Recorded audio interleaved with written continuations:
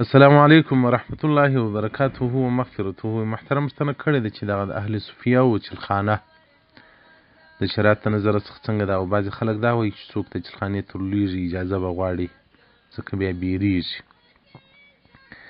محترمه د سورة البقرې په 51 آیات کې الله جل جلاله د موسی علیه السلام بیان راته کوي. بسم الله الرحمن الرحیم. وإذ وعدنا موسی 40 لیله. په یاد کې هغه وخت چې موږ وعده کړې وه د موسی علیه السلام سره د 40 ورځو.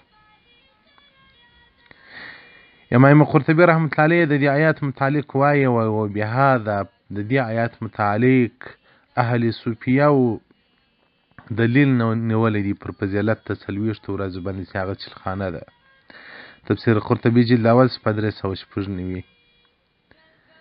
او دغه رنګ د انس بن مالک رضی څخه روایت دی چې رسول الله صلی الله علیه وسلم فرمایلی دي که چا 40 ورځې لمونځ په جماعت باندې وکړي، یعنې تکبیر اوله نس ورڅخه قضا، دغه انسان ته به 2 براءت ولیکل سي، براءت من النار و براءت من النار و براءت من النفاق. د نفاق څخه به الله وساتي او د اور د دوزخ څخه به الله وساتي. جامع ترمذی جلد 3 صفحه 3 ابواب الصلات. او دغه رنګه امام شافعي الله محدث دهلوي رحمت الله علیه مبارک وایي که څوک غواړي چې په چلخانه کې داخل سي نو هغه به څو امور مراعاتوي، څو کارونه به کوي: دوام الصیام و دوام القیام، روژه به نیسي او شپه به روڼوي، تقلیل الکلام والطعام، لږ ډوډۍ به خوري او لږ خوراک به کوي او لږ به پرېوځي، او صحبت به مع الانام د نیکانو سره کوي، او زړه رابطه به د شیخ سره وي علی الدوام، غفلت به نه کوي. شفاء العلیل فی ترجمة قول الجمیل صفحه 3 شرایط چلای نشینی دې ته پر وضاحت ورکړی دی. نو محترمه دغه چلخانه د متصوفینو هغه یو داسې عمل دی چې هغه د انسان د اصلاح دپاره وي. ډېر خلک داسې وي چې هغه چلخانې ته راولېږي، هلته د ولایت مقام پیدا کړي، الله جل جلاله ته وصل سي. نو اکثره مشایخ کرام مبارکان که تاسو د دې تاریخ وګورئ، چلخانه یې وایي دلته د چلخانه کټ کړې ده. دلته یو بل چلخانه هم شته چې هغه کې اورات پخېدل دي. خلک اورات پخوي، مثلا د قل الله شریفي ورته پخوي، یا مثلا د آیت الکرسي ورته پخوي. په کې بیا تسخیر د پیرانانو رازیانو ورچمونه کېږي، هغه نو ضرورت هم نشته او تاوان هم سړي ته کوي. ځکه زموږ د نیکه د بابا سره رحمت الله علیه بیان